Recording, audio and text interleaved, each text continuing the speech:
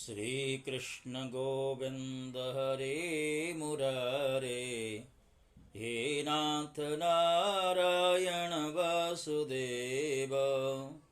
श्री कृष्ण गोविंद हरे मुरारे, हे नाथ नारायण वासुदेव। गोविंद गोविंद हरे मुरारे, गोविंद गोविंद रथांगपाणे, गोविंद गोविंद मुकुंद कृष्ण, गोविंद दामोदर माधवेति। जय श्री कृष्ण भक्तों, श्रीमद् भागवत महापुराण के तृतीय स्कंद का 22वां अध्याय आरंभ होता है। इसमें देवहूति के साथ करदम प्रजापति का विवाह किस तरह हुआ है, सारा विवरण दिया गया है। मैत्री जी कहते हैं, एवमाविष्कृता शेष गुण कर्मोदयो मुनिम, सव्रीड इव तम सम्रा डोपारतमोवाच। मैत्री जी कहते हैं, विदुर जी, इस प्रकार जब करदम जी ने मनु जी के संपूर्ण गुणों और कर्मों की श्रेष्ठता का वर्णन किया, तो उन्होंने उन निवृत्ति परायण मुनि से कुछ सकुचा कर कहा।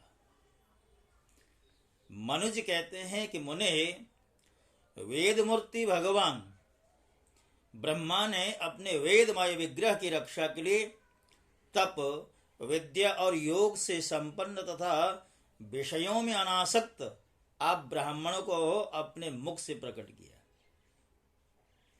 और फिर उन सहस्र चरण वाले विराट पुरुष ने आप लोगों की रक्षा के लिए ही अपनी सहस्रों भुजाओं से हम क्षत्रियों को उत्पन्न किया।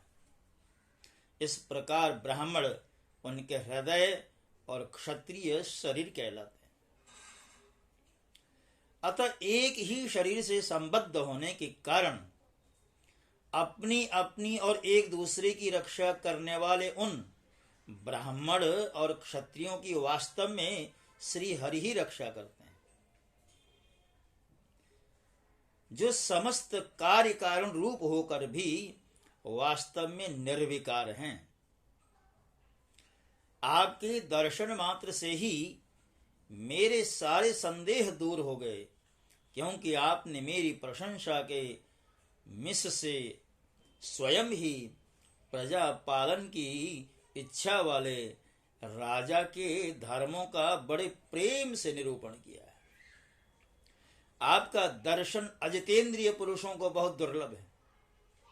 मेरा बड़ा भाग्य है जो मुझे आपका दर्शन हुआ है, और मैं आपके चरणों की मंगलमय रज अपने सिर पर चढ़ा सका।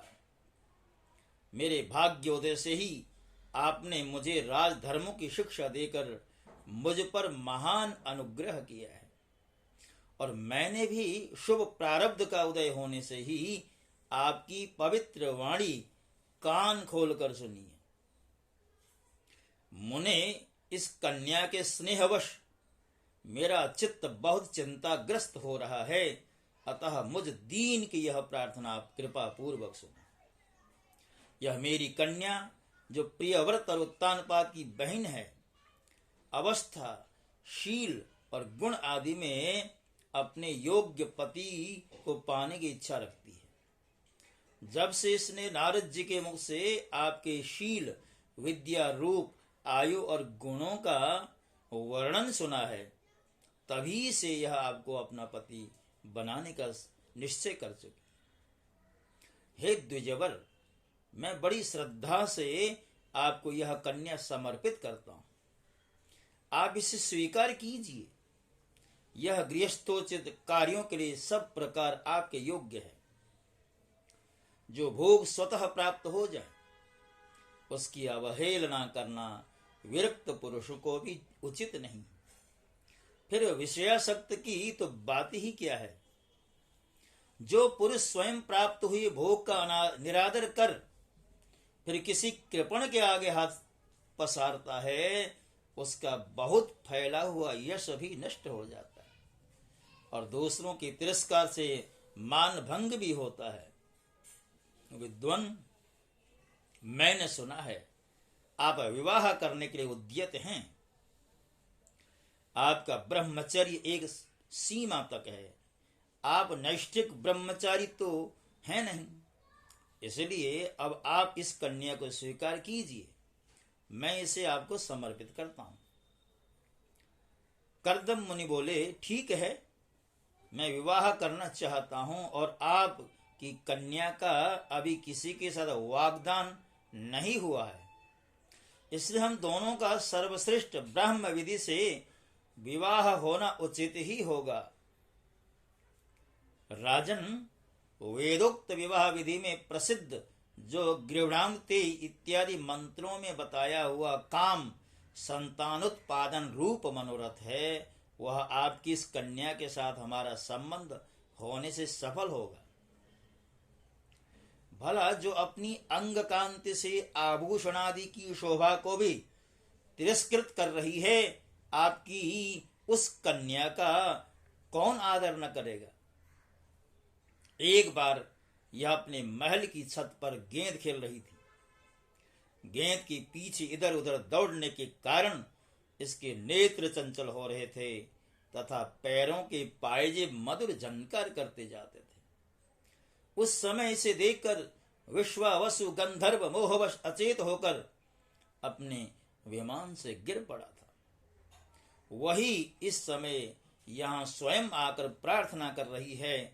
ऐसी अवस्था में कौन समझदार पुरुष इसे स्वीकार न करेगा।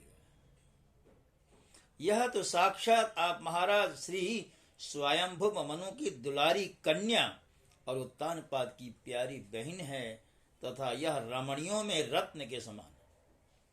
जिन लोगों ने कभी श्री लक्ष्मी जी के चरणों की उपासना नहीं की है, उन्हें तो इसका दर्शन भी नहीं हो सकता।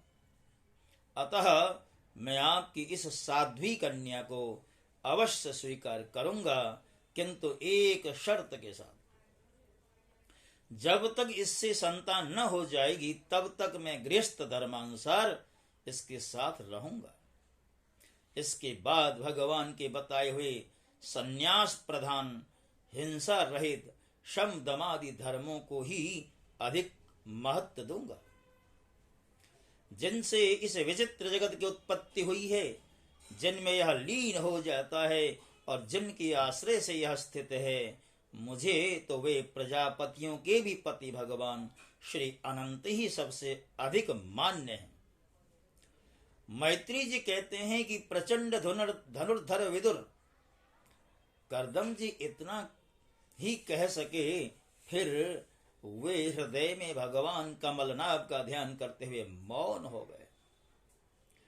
उस समय उनके मंदहास युक्त मुख कमल को देखकर देवहूति का चित्त लुभा गया।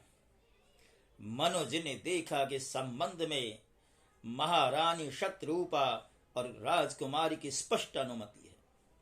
अतः उन्होंने अनेक गुणों से संपन्न कर्दम जी को उन्हीं के समान गुणवती कन्या का प्रसन्नता पूर्वक दान कर दिया। महारानी शत्रुपा ने भी बेटी और दामाद को बड़े प्रेम पूर्वक बहुत से बहुमूल्य वस्त्र, आभूषण और गृहस्थोचित पात्रादि दहेज में दिए।